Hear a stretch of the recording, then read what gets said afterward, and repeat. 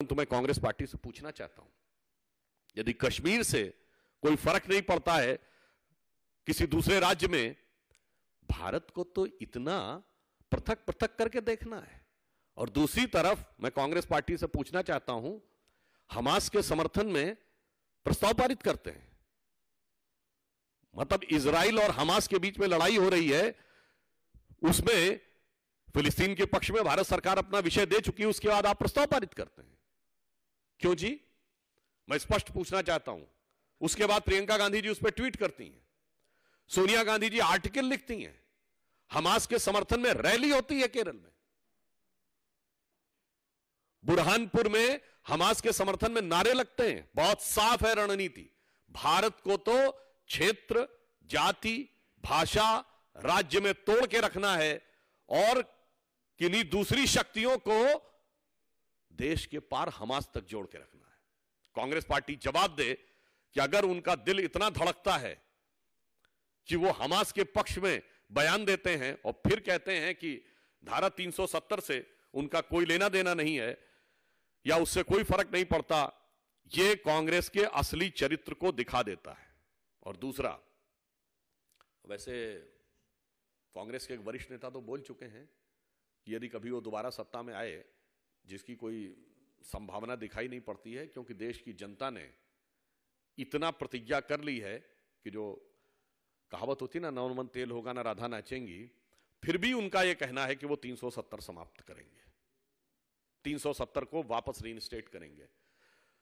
इसलिए हमारा कांग्रेस पार्टी से सीधा सवाल है कि वो साफ साफ जवाब दें कि क्या वो राष्ट्रीय पार्टी हैं, क्या उनकी ही सरकार के द्वारा जो रेजोल्यूशन पास है कि पीओके और इंटायर कश्मीर भारत का है, वो उसके साथ नहीं हो गए, आज वो उससे अलग हो गए हैं और हमास तक वो अपने को जोड़कर रखे हुए हैं, इजराइल और फिलिस्तीन की लड़ाई तक जोड़ के रखे हुए हैं, मगर किसी दूसरी लड़ाई से नहीं जोड़ते हैं। रशिया यूक्रेन के लिए कोई प्रस्ताव नहीं है कांग्रेस का।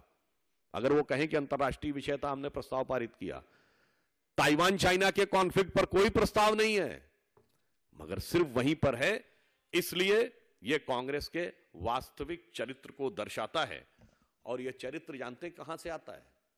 यह कश्मीर की बात आती केरल से है, क्योंकि केरल में मुस्लिम लीग कांग्रेस की प्रमुख गठबंधन पार्टी है। वायनाड में सबसे बड़ा समर्थक दल मुस्लिम लीग है और कांग्रेस इस कदर समझौते पे है कि राहुल गांधी जी के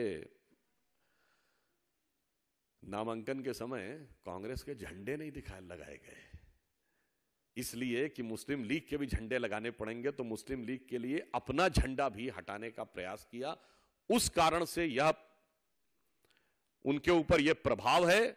इसलिए मैं यह भी याद दिलाना चाहता हूं, वो उसी नक्शे कदम पे चल रहे हैं। पृथकतावादी सोच, हमारी सरकार मोदी जी के नेतृत्व में समाज के सभी वर्गों को राष्ट्र की मुख्य धारा में लाना चाहती है, वो धारा से अलग करके रखना चाहते हैं। और जो उन्होंने अपने यहां कहा है, उसके लिए मैं पूछना चाहता हूं, वो साफ साफ बताएं। यदि उन्होंने कहा है कि स्पेशल लॉ बने रहने चाहिए, तो क्या वो 3 तलाक को समाप्त करने वाले हैं? हमने जो 3 तलाक को समाप्त किया, उसे वो पुनर्स्थापित करने वाले हैं? ये साफ साफ उन्हें जवाब देना चाहिए। और मैं दर्शकों के लिए और एक बात स्पष्ट कर देना चाहता हूं, करोड़ों लोग जो ये बात को सुन रहे हो और हमारे कांग्रेस के मित्र विशेष ध्यान दें, प्रधानमंत्री श्री नरेंद्र मोदी जी ने ऐसे ही नहीं कहा है कि कांग्रेस के घोषणा पत्र में मुस्लिम लीग की छाप दिखती है, क्योंकि आज उन्हीं बातों का आप डिमांड कर रहे हैं जो मुस्लिम लीग ने की थी। और यह बात मैं जिम्मेदारी से कह रहा हूं कि आज कांग्रेस का जिस मुस्लिम लीग के साथ गठबंधन है, यह वही मुस्लिम लीग है जो आजादी से पहले मोहम्मद अली जिन्ना की थी। Subscribe to One India channel and never miss an update.